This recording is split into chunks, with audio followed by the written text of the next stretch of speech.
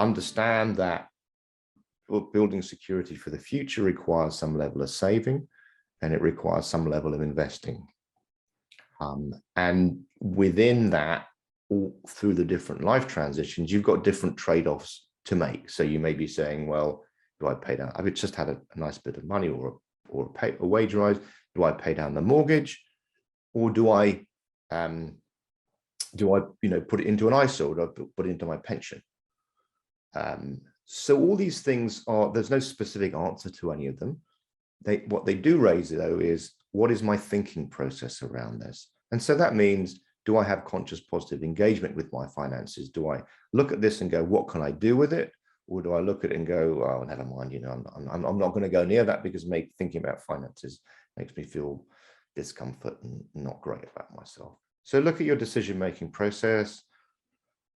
Do I have people that I can talk to? If I don't have people I can talk to, where can I get information from? Who can I have a conversation with? What do I need to know to understand the situation and make a good decision around it?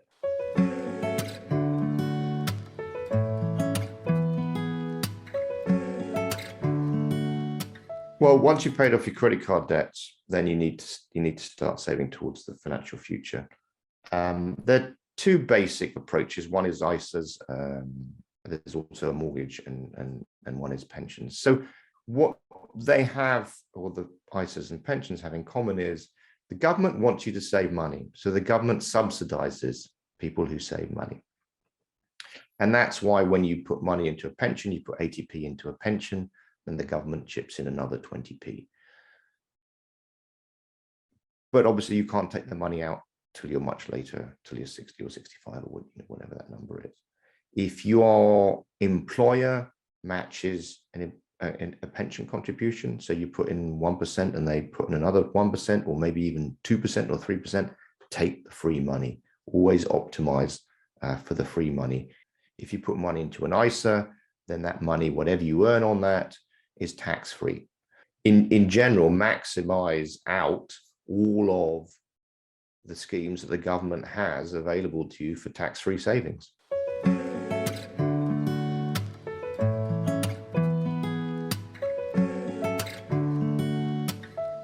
If you're saving for something specific, and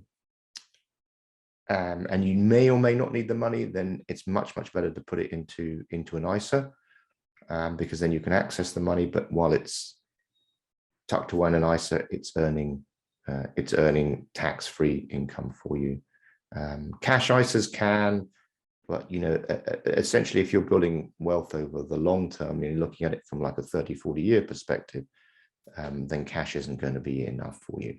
If you're building an emergency fund, and emergency funds are really important, then where you put the money, it doesn't matter what return you're going to get on it. Just put it somewhere safe where you can use it to draw down. Because the thing with unexpected expenses is they're always going to be unexpected. What you don't know, so they're always going to be expected. What you don't know is what it's going to be. Is it something to do with the car? Is it something to do with the dog? Is it something to do with the boiler? Is it something to do with the roof? There's always something somewhere, an unexpected expense. So the money that you put away for unexpected expense, just stick it somewhere safe. Don't worry about the interest rate. Don't put it into crypto, and make sure you can get instant access to it.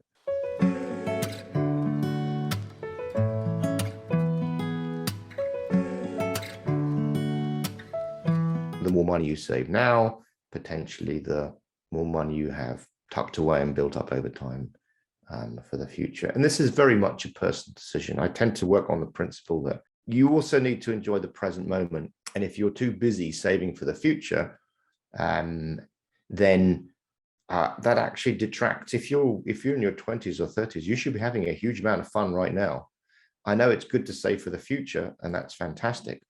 But the future is 30, 40, 50 years away. The future is uncertain, so you can try and build certainty around it.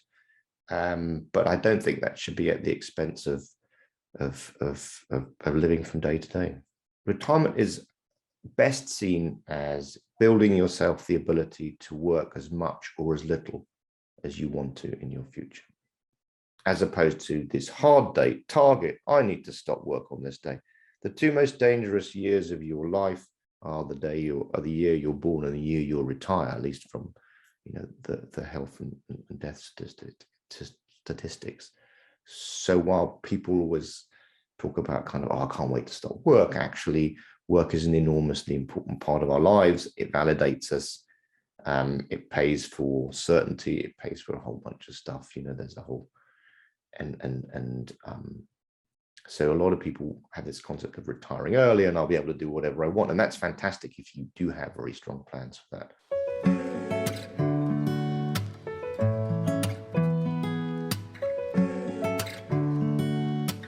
What does financial security mean for me? How do I build financial security for the future? But at the same time, how do I enjoy what I'm actually doing at this very moment in time? So there's no hard and fast rule around that, as long as you are building yourself, as long as, I guess, whatever it is that you're doing is making the future easier, not more difficult for you.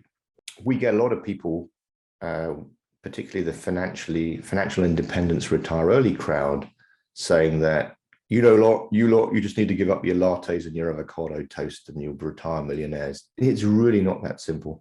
And also, it's not just about trying to defer everything pleasurable into the future. It's about weighing up what makes sense for you to do right now. And so the core of this is understand your spending. Like, understand it, look at it. One of my clients went through this and he was looking for money to save, and he went through this. He never really engaged with his finances. So we went through this process with him. I use an aggregator app. There's Money Hub and Money Dashboard. Understand your spending. And he realized he was spending £30 a week on Subway. So the question is not, is that a good thing or is it a bad thing? The question is, be aware of it and then make a conscious decision around it. So for him, it was really easy because he wanted to save some money. So he went, fine, I'll spend £10 a week on Subway and I'll save the other 20. He was able to make that decision once it was obvious to him what his spending was. So the core of this is understanding spending. If you end up reducing everything to zero, you do begin to wonder what it's all for. So it's not about whether you have the avocado toast or the latte. It's about whether or not you're making a conscious decision around it, or you just ordering 5 of these a day because that's what you do every single time.